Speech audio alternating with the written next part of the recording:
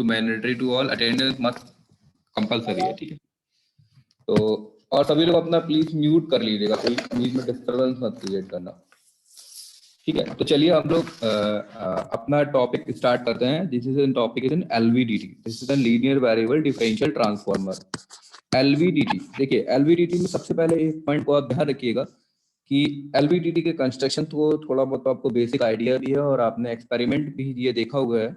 तो एलवीडीटी में और आरवीडीटी, ये दो हमारे पास एक इंस्ट्रूमेंट होते हैं जो कि डिस्प्लेसमेंट मेजरमेंट करने के लिए होते हैं। The first thing is that we have to be used to measurement of the displacement, हमें डिस्प्लेसमेंट मेजरमेंट करना है, ठीक है। तो डिस्प्लेसमेंट मेजरमेंट करने के लिए हमारे पास तीन तरह के पैसिव ट्रांसड्यूसर होते हैं, एक होते हैं रेजिस्टिव ट्रांसड्यूसर, और एक होते हैं इंडक्टिव ट्रांसड्यूसर, और एक होता है capacitive transducer. We have to be three types of transducer used for the measurement of displacement. It is in the resistive transducer, inductive transducer और कैपेसिटिव ट्रांसड्यूसर।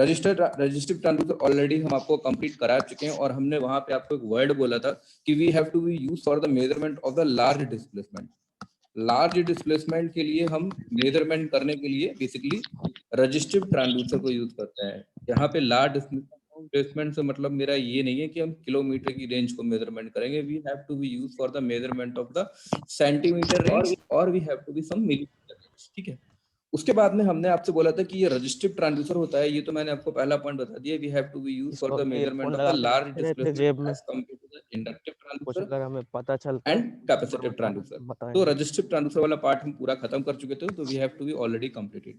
और next is to be started from the inductive transducer.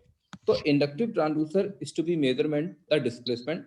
तो mostly जो device use करते हैं inductive transducer में, we have to be use for an LVDT, ठीक है। तो एलवीडीटी जो होता है ये इंडक्टिव रेजिस्टिव ट्रांसड्यूसर के कंपैरिजन में स्मॉल डिस्टेंस को मेजरमेंट करने के लिए होते हैं, is to be in form of range और we have to be plus minus. अबे खोल तो दिए ही होंगे पूरा, ऐसा तो है नहीं कि सुबह से बिना सामान के पड़े हो। अमन म्यूट कर लो अपना। अमन कुमार, हाँ अमन कुमार म्यूट करो अपना, ठीक है। तो रेजिस्टिव ट्रांसड्यूसर से हम एमएम के डिस्टेंस को मेजरमेंट करते हैं। अच्छा, अगर हम देखें एलवीडीटी, तो एलवीडीटी बेसिकली इसका फुल फॉर्म होता है linear variable differential transformer. Linear variable differential transformer, linear variable differential transformer, ठीक है। डिफरेंशियल ट्रांसफार्मर, सबसे पहले देखिए वर्ड यहाँ पर आया है एक लीनियर। तो लीनियर वर्ड का मतलब है कि we have to be use for the linear displacement, यानी कि जहां यहाँ पे जो भी डिस्प्लेसमेंट हम मेजरमेंट करेंगे वो एक लीनियर मोशन होना चाहिए, ठीक है। उसके बाद में आ रहा है वेरिएबल डिफरेंशियल ट्रांसफार्मर, टी से मतलब ट्रांसफार्मर है तो क्या होगा, बेसिकली इंडक्टिव कॉइल होगी ना, क्योंकि ट्रांसफार्मर का बेसिक प्रिंसिपल क्या होता है, यहाँ पे कुछ हम दो इंडक्टिव कॉइल यूज करते हैं। तो इस इंडक्टिव कॉइल की वजह से बेसिकली हम बोल सकते हैं कि ये जो एलवीडीटी है इसके कंस्ट्रक्शन में कहीं ना कहीं हमारी कॉइल यूज होगी, और जहां कॉइल आ जाती है वहां हमारा क्या आ जाता है, इंडक्टेंस आ जाता है। तो एलवीडीटी के कंस्ट्रक्शन में हम डिस्प्लेसमेंट को मेजरमेंट करते टाइम हम किसी न किसी कॉइल को यूज करेंगे। We have to be use for an word of differential transformer. नाम क्या है, डिफरेंशियल ट्रांसफार्मर, मतलब कि दो कॉइल के बीच का कुछ डिफरेंस होगा, वो डिफरेंस हमारा देगा इन टर्म्स ऑफ डिस्प्लेसमेंट। दो कॉइल के बीच का डिफरेंस क्या मतलब, इंडक्टर आपकी क्या है, बेसिकली एक इलेक्ट्रिकल क्वांटिटी है। डिफरेंस का मतलब क्या होगा, we have to be difference in terms of voltage और इन टर्म्स ऑफ करंट। तो in this case we have to be difference of voltage, difference means we have to use for the measurement difference in voltage, okay. This is the LVDT, ठीक है। तो हम LVDT को एक बार new fresh से start करते हैं। एलवीडीटी को हम बिल्कुल एकदम न्यू तरीके से स्टार्ट करते हैं, ठीक है। तो सबसे पहले मैंने आपको लास्ट टर्म पे फॉर्मूला बताया था एलवीडीटी के लिए। हम बेसिकली कोई भी आपने नेटवर्क में पढ़ा होगा तो general formula inductance L equal to N square upon R, जहां हमारा n क्या है, नंबर ऑफ टर्न्स है, और r क्या है, रिलक्टेंस, और रिलक्टेंस इक्वल टू होता है L upon mu into a। ये बहुत ही फेमस फॉर्मूला है, और आपको बेसिक जो हमारी बेसिक इलेक्ट्रिकल होती है, बेसिक इलेक्ट्रिकल में कुछ इस तरह के फॉर्मूले पूछे जाते हैं, और इन फॉर्मूलों के बेसिस पे आपको कोई ना कभी न्यूमेरिकल जरूर लगाने को पड़ेगा। The first one numerical is L equal to N square upon R and the second is equal to L upon mu. जहां L क्या है हमारा, L हमारा है लेंथ, म्यू क्या है हमारा परमेबिलिटी है, और A क्या है हमारा एरिया ऑफ क्रॉस सेक्शन है। ठीक है। तो L equal to L upon mu है। यहाँ देखिएगा जो R है ना, this is called an reluctance. R हमारा रेजिस्टेंस नहीं है, it is called an reluctance. Reluctance क्या होता है? देखिए रिलक्टेंस और रेजिस्टेंस दोनों ही का काम है अपोज करना। रिलक्टेंस क्या करता है? हमारे फ्लक्स को अपोज करता है, जबकि रेजिस्टेंस क्या करता है? हमारी करंट को अपोज करता है। तो आपको यहाँ से एक पैरामीटर हमारा हम आपको बताते हैं, is reluctance equal to L upon mu है। तो R equal to 1 upon mu, R equal to 1 upon mu. Mu क्या है? हमारा म्यू है परमेबिलिटी। तो किसी भी मैग्नेटिक मटेरियल की अगर परमेबिलिटी जितनी ज्यादा हाई होगी, वो मटेरियल उतना ही ज्यादा मैग्नेटिक प्रॉपर्टी को शो करेगा। तो अगर जो मटेरियल जितना ज्यादा मैग्नेटिक प्रॉपर्टी को शो करेगा, उसका रिलक्टेंस उतना ही कम होगा, यानी कि उसके अंदर जो अपोजिशन फ्लक्स की वैल्यू है वो हमारी उतनी ही कम होगी। तो magnetic material, the property of the magnetic material is to be defined in terms of the permeability. If the material is to be permeability is to be high, we has to be say that the material is to be having much more magnetic property. अगर किसी material की magnetic property बहुत ज्यादा है तो हम बोल सकते हैं कि उस मटेरियल का जो रिलक्टेंस होगा वो हमारा उतना क्या होगा? कम होगा। तो reluctance is inversely proportional to the 1 upon permeability. और ये फॉर्मूला जरूर याद रखिएगा, it's an very important formula. This is equal to R equal to L upon mu into A. ठीक है। तो म्यू मैंने एक जनरल लिया है, आपको पता होगा mu equal to mu R into mu naught. Mu naught हमारी एयर की परमेबिलिटी है, म्यू आर हमारी किसी डाइलेक्ट्रिक मटेरियल है तो उसमें जो डाइलेक्ट्रिक कांस्टेंट की वैल्यू है। तो ये तो सब आप जानते होंगे, म्यू को mu R into mu naught से हम रिप्लेस कर सकते हैं। म्यू नॉट इक्वल टू क्या होता है? म्यू नॉट आपकी फ्री स्पेस की परमेबिलिटी होती है 4 pi into 10 to the power -7। ये आपको सब पता होगी। ठीक है। तो ये तो हमारा फॉर्मूला था L equal to N square upon R पे। तो सबसे पहले हम इंडक्टिव ट्रांसड्यूसर की हेल्प से अगर हम डिस्प्लेसमेंट को मेजरमेंट करना चाहते हैं तो main formula is to be simply, अगर हम एक जो मेरा हमारा सबसे पहले मेन फॉर्मूला होगा, तो ये जो मैं आपको मेन फॉर्मूला लिखा हुआ हूं, L equal to N square upon R. ठीक है। और इसको हम टर्म कर सकते हैं R इक्वल टू कितना है हमारा? R इक्वल टू है L upon mu into A. तो इसकी वैल्यू रख दें L into mu into A. तो L इक्वल टू कितना हो गया? N square mu into A divided by the value of L। ठीक है। तो यहाँ से आपको समझ में ये आ रहा है कि किसी भी कॉइल का अगर हमको इंडक्टेंस चेंज करना है, if you have to change the inductance of the coil, तो हमारे पास बहुत तरह के ऑप्शन है। वो बहुत तरह के ऑप्शन क्या क्या? अब देखिए यहाँ ऑप्शन को देखिए, हमारे पास ये वाला मेन फॉर्मूला है ना, L equal to N square upon R. तो देखिए L is directly proportional to the N square, पहला point. L is directly proportional to the mu, दूसरा पॉइंट।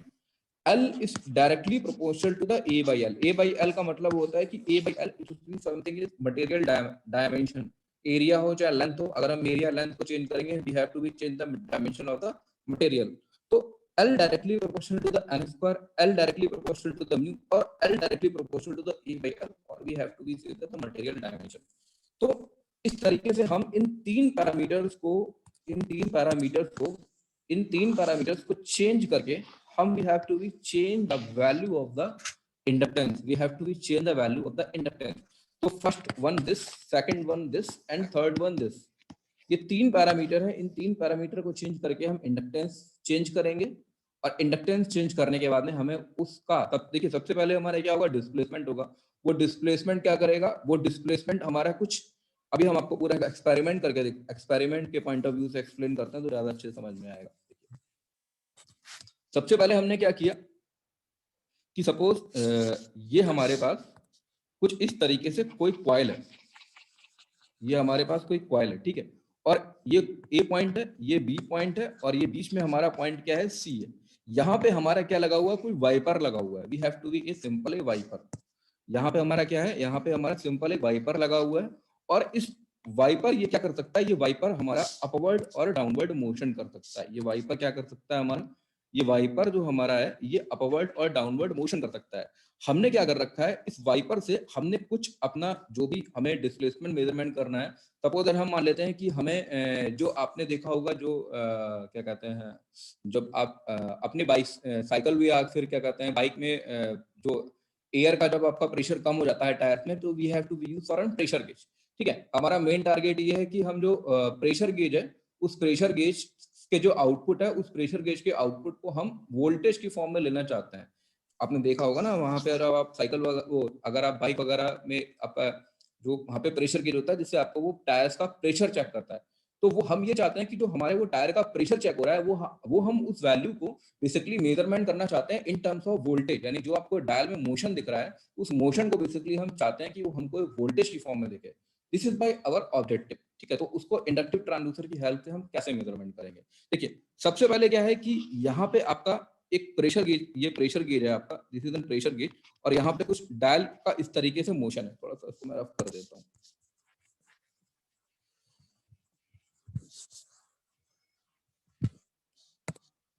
ये हमारे पास क्या है, ये हमारे पास एक प्रेशर गेज है इस तरीके से, ठीक है। और यहाँ पे कुछ इसका कुछ इस तरीके से लिम निकली हुई है, और यहाँ पे हमारा ये एयर का प्रेशर जा रहा है, ठीक है।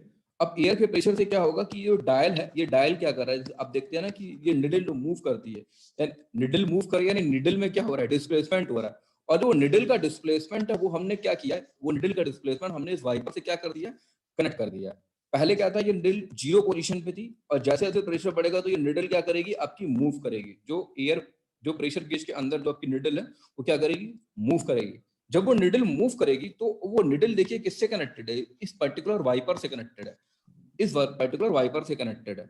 अब क्या होगा, जब निडल मूव करी तो ये वाइपर भी क्या किया, मूव किया, ये वाइपर भी क्या किया, मूव किया, ठीक है। यहाँ पे हमने कुछ कॉइल को क्या कर रखा है, एनर्जाइज कर रखा है, एसी सप्लाई और DC supply. We have to be used for an DC supply.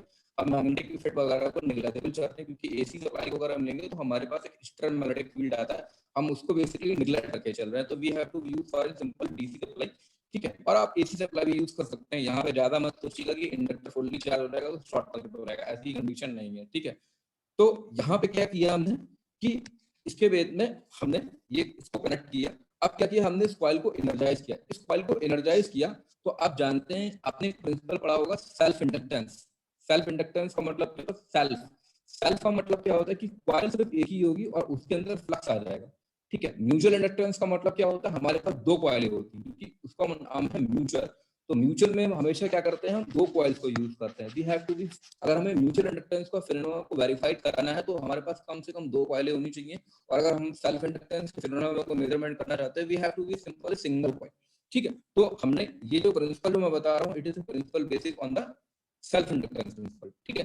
तो देखिए अब क्या होगा, जैसे ये डायल आपका मूव किया, ये डायल को मूव करने पर क्या करेगा, ये जो वाइपर है, ये वाइपर क्या करेगा, आपका अप और डाउन क्या करेगा, मूव करेगा। अगर ये वाइपर अप और डाउन आपको मूव करेगा तो सपोज मैं मान लेता हूँ ये हमारा कुछ एक ऑटो ट्रांसफार्मर टाइप का पार्ट है, ये नंबर N1 है और ये नंबर हमारा क्या है, N2 है। तो अगर N1 N2, पहले हमारी कंडीशन थी कि N1 इक्वल टू क्या था, N2 था, N1 इक्वल टू क्या था, N2 था। अब हमने माना, हमने एज्यूम किया कि ये जो हमारा स्लाइडर वायर था, ये जो हमारा स्लाइडर वायर था, ये स्लाइडर वायर हमारा कुछ ऊपर की तरफ क्या कर गया, मूव कर गया। अगर स्लाइडर वायर ऊपर की तरफ मूव कर गया तो N1 टर्न्स क्या कर गए, हमारे कुछ कम कर गए। यानी हम बोल सकते हैं कि अब N1 does not equal to N2 हो गया। अगर N1 does not equal to N2 हो गया, यानी कि अब हमारे नंबर ऑफ टर्न्स क्या होगा, चेंज होगा। अगर हमारे नंबर ऑफ टर्न्स चेंज हो गए तो हमारे पास फॉर्मूला क्या था, L equal to N square. अगर नंबर ऑफ टर्न्स चेंज हो गए तो we have to be change the inductance. तो इंडक्टेंस चेंज हुआ क्योंकि नंबर ऑफ टर्न्स चेंज हुए, और नंबर ऑफ टर्न्स चेंज क्यों हुए, क्योंकि यहाँ से क्या आया था, एक डिस्प्लेसमेंट आया था। हाँ, और डिस्प्लेसमेंट क्यों आया था, क्योंकि आपने इसमें अंदर में एक एयर प्रेशर दिया था। This is a type of experiment. We have to be change the number of turns. We have to be change the value of inductance in terms of displacement, and finally we get an output voltage. क्योंकि यहाँ पे आपको inductance change हो गया तो इसके आप आगे वोल्टेज भी मेजरमेंट कर सकते हो, क्योंकि इंडक्टेंस चेंज हुआ है। तो we have to be measurement of an that inductance is to be calibrated in terms of a voltage. It is a simple type of experiment. पर इस एक्सपेरिमेंट को हम जनरली प्रेफर नहीं करते हैं, क्योंकि देखिए कभी भी किसी भी इंस्ट्रूमेंट को हम डिजाइन करते हैं तो हमारा मेन टारगेट ये होता है कि the instrument to follow the desirable characteristics. जितनी भी डिजायरेबल कैरेक्टरिस्टिक्स हैं वो इंस्ट्रूमेंट में हाई होनी चाहिए, और जितनी भी अनडिजायरेबल कैरेक्टरिस्टिक्स हैं वो किसी भी इंस्ट्रूमेंट में लो होनी चाहिए। डिजायरेबल कैरेक्टरिस्टिक्स से मेरा मतलब ये है कि जैसे कि आपका एक्यूरेसी होगा, ये किसी इंस्ट्रूमेंट की बहुत ही हाई होनी चाहिए। प्रिसीजन किसी इंस्ट्रूमेंट का बहुत ही हाई होना चाहिए। रेजोल्यूशन बहुत ही हाई होना चाहिए, ठीक है। सेंसिटिविटी बहुत ही हाई होना चाहिए। लीनियरिटी बहुत ही हाई होना चाहिए। Undesirable characteristics like an hysteresis काफी कम होना चाहिए। ड्रिफ्ट काफी कम होना चाहिए। डेड जोन काफी कम होना चाहिए। थ्रेशोल्ड काफी कम होना चाहिए। एरर काफी कम होना चाहिए। तो it is N undesirable characteristics. तो L equal to directly proportional to n square, so that instrument is to follow the undesirable characteristics because the inductance is directly proportional to the n square. The n square is then y is equal to x square. We have to be getting a non-linear relationship. So because the non-linear relationship, that instrument is to be not preferred because the instrument getting in non-linear relationship. तो इस instrument को हम directly prefer नहीं करते क्योंकि यहाँ पे जो L है वो हमारा क्या है, directly proportional to the n square है. Because to the non-linear characteristics we have to not change the number of terms of the coil. तो दैट फिल्म और that mechanism is not preferable for the inductance measurement. ठीक है, तो जो मेरा L equal to n square upon R था, जो मेरा था L is equal to n square upon R और R इज इक्वल टू कितना था, L into mu into A. तो हमने इस n स्क्वायर को चेंज करके देख लिया कि हम किस तरीके से मेजरमेंट कर सकते हैं. ठीक है, उम्मीद है आपको ये एक्सपेरिमेंट के थ्रू ये चीज समझ में आई होगी प्रैक्टिकली. ठीक है, अब चलिए नेक्स्ट चलते हैं हम लोग. तो हमारा फॉर्मूला था L is equal to n square R और R is equal to L upon mu into A. तो हमने क्या लिख लिया, L is equal to n square और R is equal to L into mu into A. तो हमने अभी क्या किया, हमने पहले केस में क्या किया, हमने n को चेंज किया, and we have to change the number of terms. अब सेकंड एक्सपेरिमेंट में हम क्या करने जा रहे हैं, we have to change the permeability of the material. अब हम क्या करेंगे, कुछ ऐसा सर्किट बनाएंगे जिससे जो मैग्नेटिक मटेरियल है उसकी क्या हो, परमेबिलिटी हमारी क्या हो, चेंज हो. तो the second is the permeability. Second क्या है हमारा, परमेबिलिटी है. समझ में आ रहा है आप लोगों के, कोई बोलो भाई. Yes sir. Yes sir, yes sir. Yes Dishant sir, आ सिंह, यस सर, इम्पोर्टेंट बता दीजिए सर. कौन बोला ये इम्पोर्टेंट? आवाज रिकॉर्ड हो रही है तुम्हारी, इम्पोर्टेंट. अरे जी सर, ऋषभ बोल रहे हैं. हाँ, दिख रहा है मुझे. अभी बताएंगे, आखिरी में बताएंगे इम्पोर्टेंट. ठीक है, तो परमेबिलिटी म्यू. ठीक है, तो परमेबिलिटी म्यू क्या हो गया, देखिए इसको बेसिकली हम क्या करते हैं, मोस्टली यूज करते हैं. ठीक है, मोस्टली इसको यूज करते हैं. देखिए परमेबिलिटी का क्या एक तरीका है इसका. देखिए ये हमारे पास क्या है, एक कॉइल है. ये हमारे पास क्या है, कॉइल है, और उस कॉइल का क्या है, पर्टिकुलर एक सेल्फ इंडक्टेंस है. हमने उस सेल्फ इंडक्टेंस को क्या लिया, L ले लिया. ठीक है, उसके बाद में हमारे पास, हम मान लेते हैं कि हमारे पास एक आयरन की रॉड है कुछ इस तरीके से. ये हमारे पास क्या है, एक आयरन की रॉड है. ये हमारे पास एक आयरन की रॉड है और हमने इसका कुछ डिस्प्लेसमेंट, इसको x रेफरेंस पे डिस्प्लेसमेंट दिया. और इस पर्टिकुलर कॉइल और इस पर्टिकुलर आयरन के बीच का जो डिस्टेंस हमने क्या मान लिया, d है, द डिस्टेंस d. ठीक है, L, यहाँ L क्या है, इंडक्टेंस है. x क्या है, हम मतलब अपनी तरफ से एक यूजर क्या दे रहा है, x, मतलब पर्टिकुलर यहाँ पे क्या मान लेते हैं हम, ये पॉइंट हमारा क्या है, x इक्वल टू 0 रेफरेंस है, हमारा x इक्वल टू 0 रेफरेंस है. ठीक है, तो देखिए हम इसमें बोल सकते हैं कि व्हेन आयरन मूव्स, जब ये आयरन क्या करेगा, इस कॉइल की तरफ क्या करेगा, मोशन करेगा. जब आयरन इस कॉइल की तरफ मोशन करेगा, ठीक है, when iron moves toward the coil, if mu value increases, तो हमारा क्या होगा कि जो, देखिए ये आयरन पीस है, तो इसका क्या है, परमेबिलिटी क्या है आपका, म्यू है. तो जैसे जैसे आप इस आयरन पीस को इसकी तरफ लेकर आओगे, जैसे जैसे इस आयरन पीस को इसकी तरफ लेके आओगे, जैसे जैसे x आप इंक्रीज करोगे, जैसे जैसे x आप इंक्रीज करोगे, तो ये आयरन पीस और जो कॉइल के बीच की डिस्टेंस है, ये डिस्टेंस क्या करेगी आपकी, डिक्रीज करेगी. डिस्टेंस क्या करेगी आपकी, डिक्रीज करेगी. ठीक है, जब डिस्टेंस डिक्रीज करेगी और जब आयरन पीस इसके और कांटेक्ट में आएगा, तो हम बोल सकते हैं कि हमारा इंडक्टेंस L क्या करेगा, हमारा बढ़ेगा. तो हम डायरेक्टली ये बोल सकते हैं कि अगर हम x की वैल्यू को इंक्रीज करें तो हमारा इंडक्टेंस क्या करेगा, इंक्रीज करेगा. तो यहां से हम एक रिलेशनशिप दे सकते हैं कि L1 upon L2 equal to x1 upon x2 equal to d2 upon d1. ठीक है, x1 L1 upon L2 equal to x1 upon x2 equal to d2 upon d1. अब देखिए ये जो मैंने बोला है, इसको थोड़ा सा समझने की कोशिश करिए. जैसे जैसे हम x इंक्रीज करेंगे, पहले इस वाले पॉइंट को, जैसे जैसे हम x, तो सबसे पहले क्या है हमारा, x is inversely proportional to the 1 upon d. 1 upon d क्या है, क्योंकि हम x क्या कर रहे हैं, इंक्रीज कर रहे हैं, तो दोनों के बीच की डिस्टेंस क्या कर रही है, घट रही है. तो x इंक्रीज करने पर डिस्टेंस क्या करेगी, घटेगी. और जब आयरन पीस इसके मोर कांटेक्ट में आएगा तो क्या करेगा, इसका इंडक्टेंस क्या करेगा, सेल्फ इंडक्टेंस, जो म्यूचुअल जो सेल्फ इंडक्टेंस वो भी क्या करेगा, इसका कंटिन्यूअसली इंक्रीज करेगा. तो हम बोल सकते हैं कि जैसे जैसे हम x की वैल्यू बढ़ाएंगे वैसे वैसे हमारा इंडक्टेंस भी क्या करेगा, L भी बढ़ेगा। ये फॉर्मूला आप ध्यान रखिएगा, इस फॉर्मूले पे आपको कभी ना कभी कोई न्यूमेरिकल मिलेगा, L1/L2 equal to x1/x2 equal to d2/d1। ठीक है, तो इसको बेसिकली क्या बोलते हैं हम, this is an type of an change of permeability. ठीक है, उसके बाद में हम नेक्स्ट जो थर्ड पॉइंट है, थर्ड पॉइंट क्या था हमारा, A/L था। दिस इज एन A/L, ये आपको दिख रहा है ना A/L। तो A/L का मतलब हो गया we have to be change the area of cross section. तो एरिया ऑफ क्रॉस सेक्शन को बेसिकली ज्यादा हम प्रेफर नहीं करते हैं, ठीक है, क्योंकि इसमें हमारा सर्किट का कॉम्प्लेक्स, सर्किट की कॉम्प्लेक्सिटी हो जाता है वो काफी डिफिकल्ट हो जाता है। तो अगर आपसे पूछे कि इंडक्टिव ट्रांसड्यूसर में L इक्वल टू N²/R में सबसे मोस्ट बेस्ट मेथड कौन सा है, तो we have to be change the value of the permeability. ये जो मेथड मैंने बताया आपको, ये वाला जो मेथड बताया, ये परमेबिलिटी वाला मेथड, ये सब अगर आपके पास दो तीन ऑप्शंस हैं, by using the inductance we have to be most preferable method of number of turns or area of cross section and permeability। तो आंसर आपका क्या होगा कि permeability is the best method for the measurement of the inductance. मतलब L equal to N²/R जो हमारा self inductance के principal व्यवहार कर रहा है, तो परमेबिलिटी हमारा सबसे बेस्ट मेथड है for the change in displacement in terms of an change in inductance. ठीक है, तो इसके बाद में हम अगला टॉपिक जो हमारा स्टार्ट है, that is called N LVDT, linear variable differential transformer. इसका नाम से क्लियर है, लीनियर वेरिएबल डिफरेंशियल ट्रांसफार्मर। सबसे पहले इसके कुछ इंपॉर्टेंट पॉइंट हैं जो आपको इसके कुछ एडवांटेज हैं, वो मैं एडवांटेज लाइन बाय लाइन लिख दे रहा हूँ।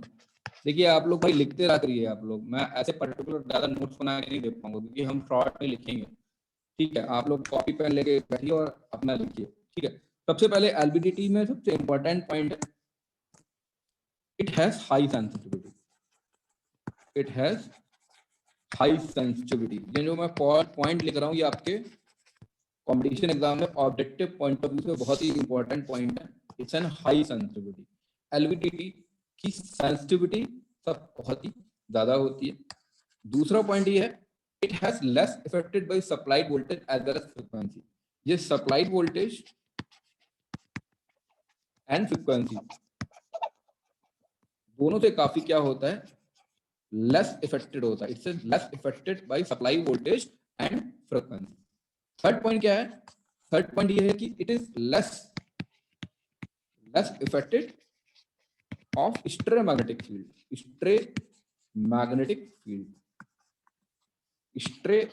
फील्ड देखिए, स्ट्रे मैग्नेटिक फील्ड जो होता है वो हमारा एक तरीके का अनडिजायरेबल सिग्नल होता है, यानी कि जो कभी भी किसी इंस्ट्रूमेंट के आउटपुट को डिफ्लेक्ट करता है या उसमें एरर लेकर आता है। हमने आपको उससे पहले पढ़ाया था कुछ तरह की डैम्पिंग मैकेनिज्म प्रोसेस होती है, जिनको बेसिकली हम कहते हैं एयर फ्रिक्शन डैम्पिंग होती है, एडी करंट डैम्पिंग होती है और फ्लूइड फ्रिक्शन डैम्पिंग होती है। कभी भी किसी भी इंस्ट्रूमेंट के अंदर अगर मैग्नेटिक फील्ड की, क्योंकि कुछ इंस्ट्रूमेंट ऐसे होते हैं जिनके अंदर मैग्नेटिक फील्ड की प्रॉपर्टी बहुत हाई होती है, कुछ इंस्ट्रूमेंट ऐसे होते हैं जिनके अंदर मैग्नेटिक फील्ड काफी कम होता है। तो जिन इंस्ट्रूमेंट के अंदर मैग्नेटिक फील्ड बहुत ही स्ट्रांग होता है, उनके अंदर स्ट्रे मैग्नेटिक फील्ड का इफेक्ट बहुत ही कम होता है। तो स्ट्रे मैग्नेटिक फील्ड का इफेक्ट वहां पे आता है जहां पे हमारे पास में मैग्नेटिक फील्ड की वैल्यू क्या होती है, कम होती है। मतलब सिंपल से एक ऐसे एग्जांपल समझ सकते हो कि अगर एक कोई बहुत ही मजबूत इंसान है, अगर कोई एक हट्टा पर्सन है, अगर उसको धक्का दोगे तो वो नहीं हिलेगा, पर अगर एक बहुत ही दुबला पतला इंसान है उसको धक्का दोगे तो वो तुरंत गिर पड़ेगा। तो वैसे ही स्ट्रे मैग्नेटिक फील्ड का है। Stray magnetic field is like an, जो मैंने बोला, आप उसको पुश करोगे, धक्का दोगे, तो अगर मैग्नेटिक फील्ड की वैल्यू बहुत स्ट्रांग है तो अगर स्ट्रे मैग्नेटिक फील्ड आएंगी तो उस इंस्ट्रूमेंट के प्रिंसिपल पे या उसमें कोई एरर इंट्रोड्यूस नहीं होगा। पर अगर मैग्नेटिक फील्ड की वैल्यू कम है तो वहां पे आपका स्ट्रे मैग्नेटिक फील्ड इफेक्ट करेंगी। तो LVDT में बेसिकली क्या होता है कि जो हमारा मैग्नेटिक फील्ड होता है inside the LVDT, it is an very strong magnetic field. Due to this strong magnetic field the LVDT is not affected by the stray magnetic field. ठीक है, अच्छा, नेक्स्ट पॉइंट मैंने आपको बोला है, it is used for an small displacement measurement. तो LVDT क्या होता है, it is used for small displacement measurement. LVDT क्या होता है, हमारा स्मॉल डिस्प्लेसमेंट मेजरमेंट के लिए we have to be use for an LVDT।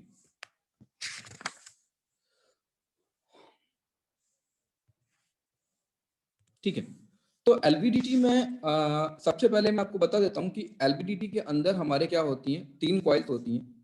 LVDT जो होता है, एलवीडीटी का कंस्ट्रक्शन जो होता है, एक हमारे पास होती है जिसको बेसिकली बोलते हैं प्राइमरी कॉइल। एक क्या होती है जिसको हम क्या बोलते हैं, प्राइमरी कॉइल। और एक क्या होती है जिसको क्या बोलते हैं हम, सेकेंडरी कॉइल। इसको क्या बोलते हैं हम, सेकेंडरी कॉइल होते हैं। प्राइमरी कॉइल हमारे पास एक होती है, जबकि सेकेंडरी कॉइल हमारे पास 2 होती है। ठीक है। और ये जो कॉइल्स होती हैं हॉलो बॉबल में कनेक्टेड होती है, मतलब नॉन कंडक्टिंग और नॉन मैग्नेटिक। आप इसकी जो कॉइल होती हैं, उन कॉइल में आप 2 पॉइंट पर रखिएगा, that coil is non conducting और नॉन मैग्नेटिक। ठीक है। अच्छा, इन कॉइल का अगर हम कुछ कनेक्शन देखें तो आपने यहाँ पे एक पढ़ा होगा, कई बार आपने न्यूमेरिकल्स में भी देखा होगा कि जो एलवीडीटी में सबसे पहले हम एलवीडीटी के एक डायग्राम को ड्रॉ करते हैं। We have to be draw a diagram of an LVDT. तो यहाँ पे क्या है, हमने एक पर्टिकुलर एसी सप्लाई लगा रखी है, और इस एसी सप्लाई से हमने क्या कर रखा है, एक इंडक्टर को इस तरीके से, ये हमने इंडक्टर को इसी, अब यहाँ पे अभी मैं बताता हूँ कंस्ट्रक्शन। यहाँ पे क्या है, हमारी कुछ सेकेंडरी कॉइल है, सेकेंडरी कॉइल। ठीक है।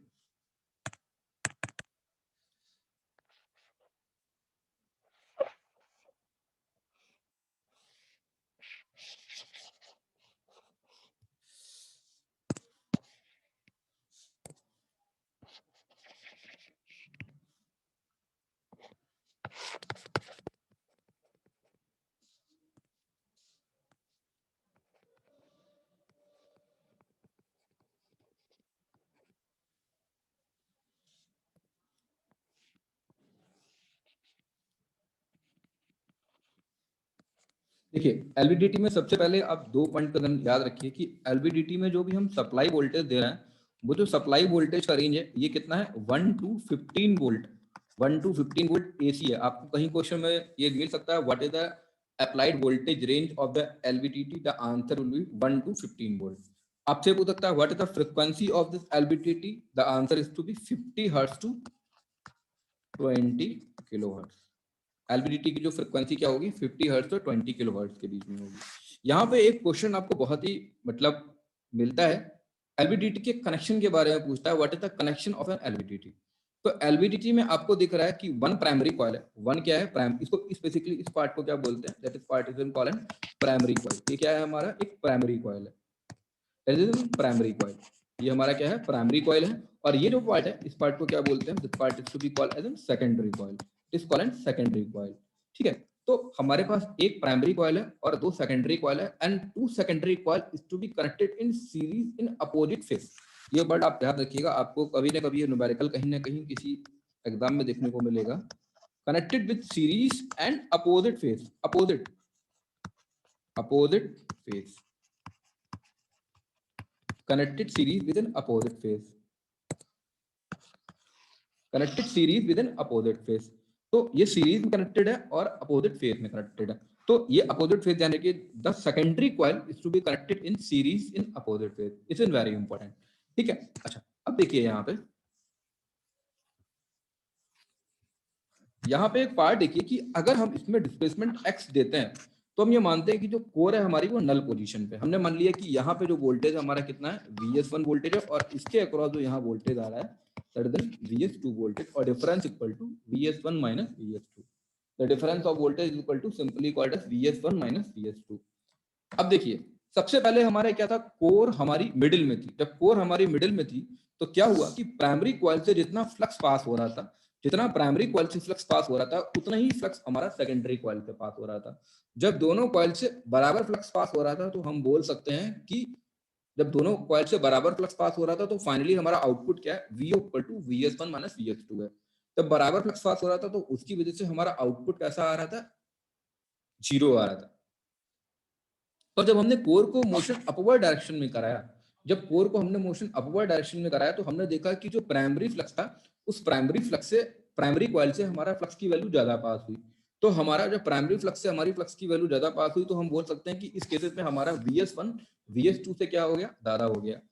फॉर एन अपवर्ड मोशन हमने देखा कि VS1 की वैल्यू क्या हुई, VS2 से ज्यादा होगी। अगर VS1 की वैल्यू VS2 से ज्यादा होगी, तो हमारा आउटपुट वोल्टेज कैसा आ गया, पॉजिटिव आ गया। उसके बाद में हमने सेकेंडरी कॉइल देखी, तो सेकेंडरी कॉइल में हमने जब हमने इसको डाउनवर्ड मोशन कराया, जब हमने डाउन मोशन कराया, तो डाउन मोशन कराने पर क्या हुआ, हमने देखा कि VS2 ग्रेटर देन VS1 हो गया।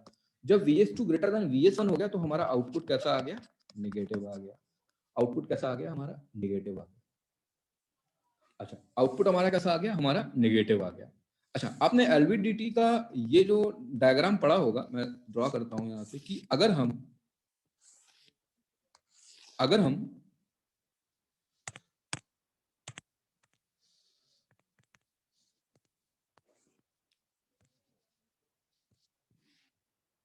यहाँ पे अगर हम ये इस तरीके से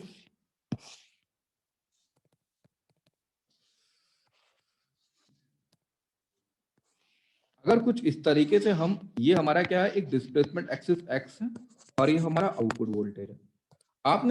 मैंने बोला कि जब हमने x को अपवर्ड मोशन कराया तो हमारा आउटपुट वोल्टेज कंटिन्यूसली इंक्रीज किया। ये बेसिकली ये वाला पॉइंट होता है जिसको हम रेसिडुअल फ्लक्स बोलते हैं। रेसिडुअल फ्लक्स का मतलब ये होता है कि हम ये मान के चल रहे हैं कि हमारा जो LVDT है वो आइडियल कंडीशन में नहीं है, तो हमारा कुछ आउटपुट कैसा जाता है, कुछ इस तरीके से जाता है। अच्छा, मैंने आपको ये कंस्ट्रक्शन इस तरीके से बताया है, ये थोड़ा सा मैं कुछ इस तरीके से ये आपका जो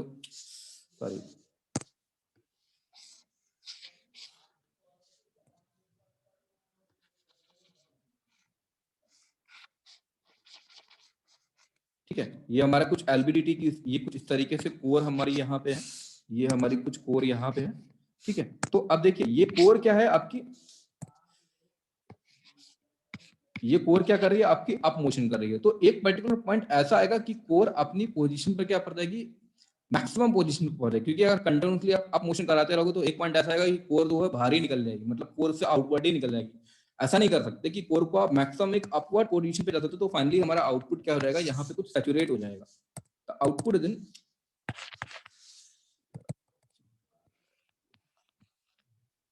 एक सेकंड रुक जाइए, आउटपुट क्या जा रहा है हमारा, यहाँ पे कुछ सैचुरेट कर जा रहा है। आउटपुट क्या कर जा रहा है हमारा, इस पॉइंट पे आके सैचुरेट कर जा रहा है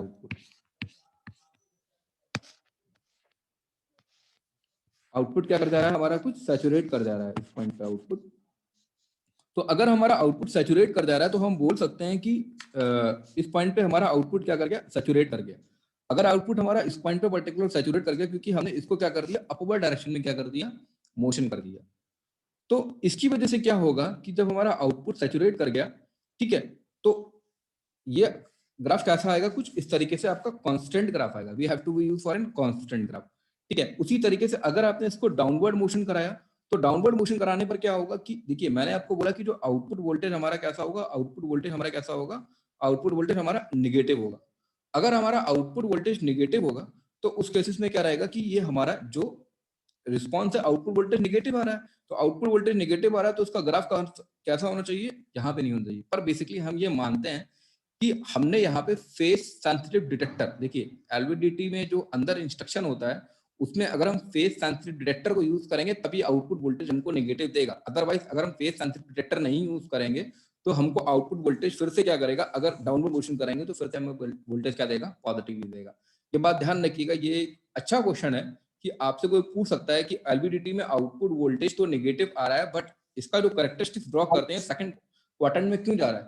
तो आप ये बोल सकते हो कैरेक्टरिस्टिक्स को ड्रॉ करते टाइम हमने ये माना है कि फेस सेंसिटिव डिटेक्टर को हमने यूज नहीं किया है।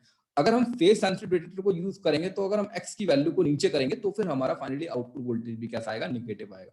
तो if the we have to be use for an phase sensitive detector the output voltage is to be negative. ठीक है, तो it's all about the LVDT। LVDT में एक पॉइंट और याद रखिएगा कि जो आपकी एक्साइटेशन की फ्रीक्वेंसी होती है, जो एक्साइटेशन फ्रीक्वेंसी होती है, ये एक न्यूमेरिकल बहुत ही अच्छा है। इस न्यूमेरिकल पे आपको क्वेश्चन देखने, ये LVDT का कैरेक्टरिस्टिक्स आप लोग याद रखिएगा, it's an very important characteristic. एक न्यूमेरिकल है जो मैं आपको एक पॉइंट है जिसपे न्यूमेरिकल्स बहुत आता है, आपको देखने को भी मिलेगा। That numerical is equal to कि LVDT के अंदर देखिए LVDT अपने आप में बहुत ही बड़ा टॉपिक है। यहाँ पे हम जो LVDT डिस्कस कर रहे हैं वो हम ये मेजरमेंट कर रहे हैं कि जो LVDT हमारा वो स्टैटिक कंडीशन में। LVDT दो तरह के कंडीशन में होता है। देखिए यहाँ पे जो LVDT है इसके अंदर जो आप देख रहे हैं कोर है, ये कोर का मोशन दो तरीके से होता है। एक कोर का मोशन होता है जो कि डायनेमिक कंडीशन होता है, और एक कोर का मोशन होता है स्टैटिक कंडीशन होता है। Dynamic condition of the motion of the core ये है कि हमने कोर में कोई भी वाइब्रेशन नहीं है, कोर में कोई भी वाइब्रेशन नहीं है, तो हम वो बोलते हैं कि that LVDT is called static LVDT. और एक होता है हमारा डायनेमिक का मतलब ये होता है कि एलवीडीटी के अंदर जो कोर है उस कोर का क्या है, वाइब्रेशन है। तो उस कोर के वाइब्रेशन की वजह से वो एक एलवीडीटी में पूरा एक अलग सर्किटरी होती है। तो उसको मेरी स्टडी में मैंने बताया कि कोर का जो मोशन होता है वो दो तरीके से, स्टैटिक कंडीशन और डायनेमिक कंडीशन। हम लोग जो मोस्टली यूज करते हैं that is the static condition. We have to be assume that the vibration of the core is to be neglecting. ठीक है, तो हम ये बोल सकते हैं कि एक फॉर्मूला है जिसमें तो इसमें एक फॉर्मूला होता है excitation frequency is to be greater than or equal to 10 times of input displacement frequency। ठीक है, अगर एक्साइटेशन फ्रीक्वेंसी आपकी 50 हर्ट्ज है तो इनपुट डिस्प्लेसमेंट फ्रीक्वेंसी कितनी होगी, 5 हर्ट्ज होगी। अगर एक्साइटेशन फ्रीक्वेंसी कितनी है, 20 किलोहर्ट्ज है तो इनपुट डिस्प्लेसमेंट फ्रीक्वेंसी कितनी होगी, 2 किलोहर्ट्ज होगी। ये एक्साइटेशन फ्रीक्वेंसी क्या है, जो एलवीडीटी की फ्रीक्वेंसी, इससे पहले मैंने बताया था कि एलवीडीटी में वोल्टेज 1 से 15 वोल्ट के बीच में होता है। ठीक है, 1 to 20 वोल्ट के बीच में होता है। तो एक्साइटेशन फ्रीक्वेंसी कितनी होगी, 5 हर्ट्ज टू 2 किलोहर्ट्ज होगी। ठीक है, चलिए आज की क्लास में इतना ही रखते हैं, नेक्स्ट क्लास में डिस्कस करेंगे। ठीक है, किसी को कुछ पूछना हो और पूछना है किसी को और कुछ